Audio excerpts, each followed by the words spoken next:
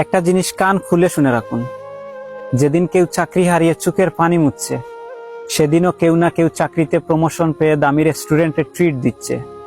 লাইফে কিছু একটা করতে না পারার কারণে যেদিন আপনাকে ছেড়ে কেউ একজন চলে গেছে, সেদিনও কোনো এক প্রতিষ্ঠিত ছেলের কাছে কয়েকটা মেয়ের বিয়ের বায়োডাটা এসেছে। হাত পা গুটিয়ে বসে না থেকে সিরিয়াসলি এবার লাইফটাকে নিয়ে ভাবুন। আজীবন সময় দিয়েছেন নিম গাছের নিচে, আর এখন বলেন জীবন এত তিতা কেন?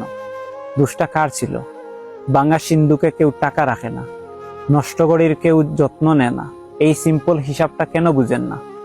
আপনি যখন রাত জেগে দুনিয়ার হতাশা লিখে ফেসবুকে স্ট্যাটাস দিয়ে কমেন্টে সিম্পেথি আদায় করছেন, তখন হয়তো অপর প্রান্তে কেউ রাত জেগে আউটসোর্সিং করছে। আপনি কমেন্টে প্রচুর সিম্পেথি পাবেন, আর সে পাবে অ্যাকাউন্টে টাকা। হিসাবটা খুব সিম্পল, যে যেটার জন্য কাজ করেছে সে সেটাই পেয়েছে। আপনি যখন স্টুডেন্ট লাইফে বাবার টাকায় বন্ধুদের সাথে মাস্তি করে দামি রেস্টুরেন্টে খেয়ে ফেসবুকে চেক ইন দিতেন, তখন আপনার কোনো এক বন্ধু ক্লাস অ্যাসাইনমেন্ট আর নোট নিয়ে ব্যস্ত ছিল।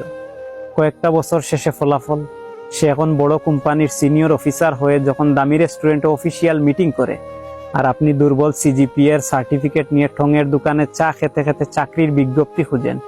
এতটুকু পার্থক্য তো হওয়ারই কথা। যে বয়সে লাইফটাকে আপনার জয় করার কথা, আপনি সে বয়সে করেছেন এনজয়। তাই যখন এনজয় করার সময় এসেছে, তখন বেকারত্ব জয় করতে হিমশিম খাচ্ছেন। এনজয় তো অনেক দূরের বিষয়। আপনার বন্ধু যখন বিসিএস ক্যাডার কিংবা ব্যাংক অফিসার হয়ে বিয়ের জন্য পাত্রী খুঁজছে, আপনি তখন টিকে থাকার জন্য সামান্য একটা চাকরি খুঁজছেন। কারণ আপনি যখন ক্লাস ফাঁকি দিয়ে ডেটিং করতেন, আপনার এই বন্ধুটি তখন ক্লাসে বসে নোট করত। আজ আপনার ডেটিং পার্টনারগুলো একটাও নেই, তারা আজ প্রতিষ্ঠিত কারো লাইফের পার্টনার।